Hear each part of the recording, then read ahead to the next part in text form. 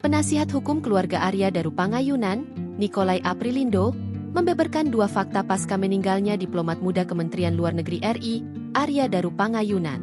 Sebagaimana diketahui, Daru, sapaan akrab, ditemukan meninggal dunia di Menteng, Jakarta Pusat pada Selasa, 8 September 2025, pagi. Jenazah Daru kemudian dimakamkan di pemakaman Sunten, Kapanewon Banguntapan, Kabupaten Bantul, di Yogyakarta, Rabu, 9 Juli 2025. Nikolai mengungkapkan fakta pertama yakni makam almarhum sempat diacak-acak oleh orang tak dikenal. Penjaga kuburan tempat pemakaman Sunten mengetahui makam almarhum Daru sudah dalam keadaan diacak-acak pada 26 Juli 2025. Sebelum itu, pada tanggal 15 Juli 2025, istri dan anak-anak melakukan ziarah ke makam almarhum Daru. Di situ, kuburan almarhum masih bagus, masih banyak bunga dan bunga rantai.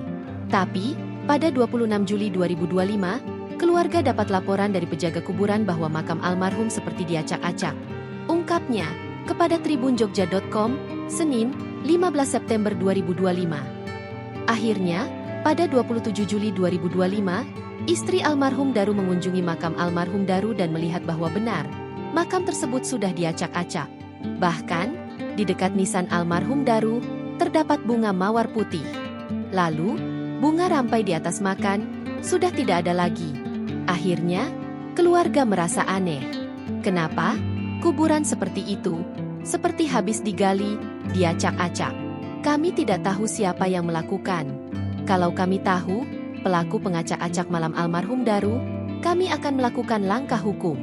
Kami kan tidak tahu siapa yang melakukan hal itu, beber Nikolai.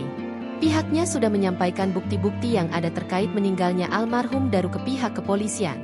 Selain itu, pihaknya juga sempat meminta audiensi dengan pihak kepolisian, akan tetapi belum mendapatkan tanggapan. Bahkan, pihaknya pun belum dapat SP2HP dari Polda Metro Jaya.